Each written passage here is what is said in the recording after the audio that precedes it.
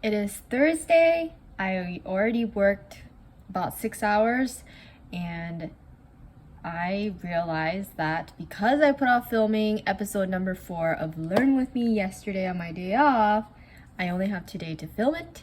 And so I am only watching one video. I already found it and I found it to be very, very useful. And I'm going to watch the whole thing and I'm going to walk around my apartment and see if I could recollect the things that I have learned and be able to identify those things.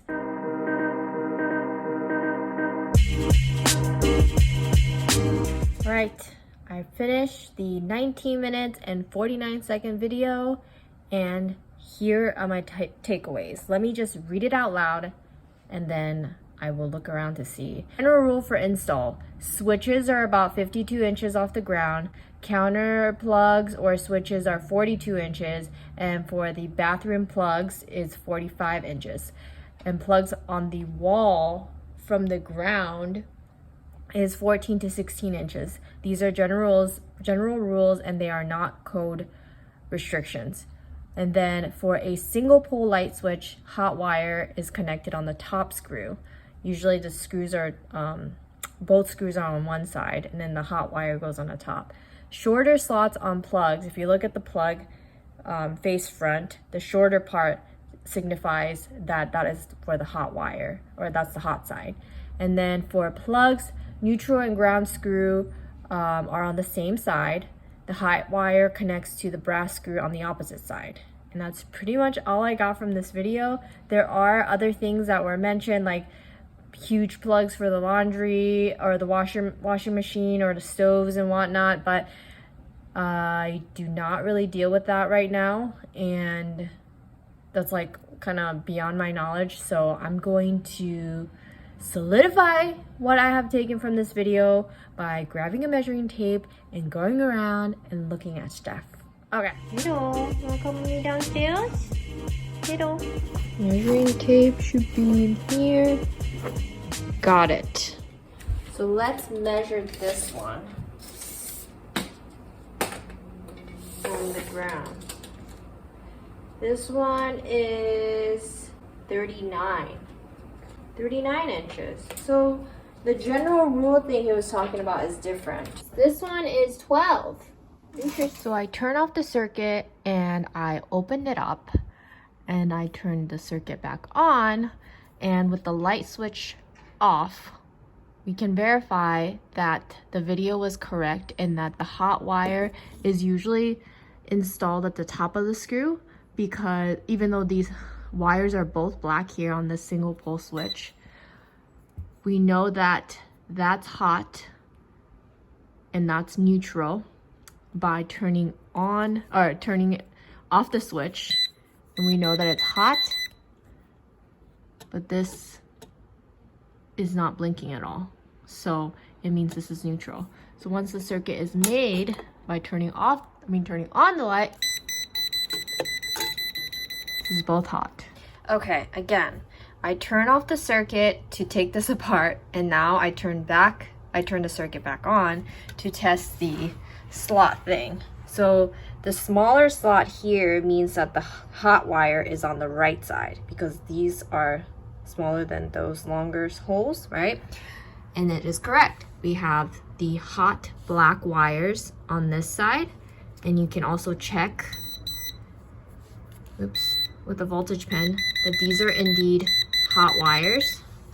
And then the silver screws on this side should be with the same side as the ground as it is with this outlet. And these are for the neutral wires, and that's why it doesn't blink. It doesn't blink, it doesn't beep. Test that it is not hot. And since it is not, I'm going to put it back. And that is going to be the end of this Learn With Me video. And I just want to say, if you're learning electrical, be very careful. You have to know the risks. And I am not a licensed electrician, but you can at least in the state of California, change out lights and switches without a permit. You can read about something and you can watch videos about something like so many times, but if you don't do it yourself, if you don't touch things, and if you don't actually try it out yourself, you're not going to learn. At least I don't retain the information unless I try it myself. Unless I try it myself without any supervision, or with supervision. But if I don't actually hold everything and do it myself, then I don't retain the information. So I think that while it is really, really important to know your risks, and if you don't feel comfortable, or if you feel like you shouldn't be doing something, and when you're dealing with something that has risk of burning down the building, or you electrocuting yourself, then don't do it. Just don't do it. But I think that with the experience that I've gotten, and with the training that I have received, the limited training that I have received on electrical, I feel comfortable enough to take things apart, knowing the risks and taking the precautions and turning off the circuit. So, but I wouldn't, go much more than that. And I am okay with showing that in the video. And I think that it's very important to still try at your own risk, but still try, instead of just not trying at all. I think that's too tight. You know what I mean? Because if you don't do anything, you just don't learn anything. So thank you so much for watching, and if you would like to continue learning with me, please hit the subscribe button. Please hit the like button if you learned anything, or if you think I'm an idiot and I should stop. I don't know. But I am gonna keep learning at my own pace until I can go back to trade school and they allow labs again.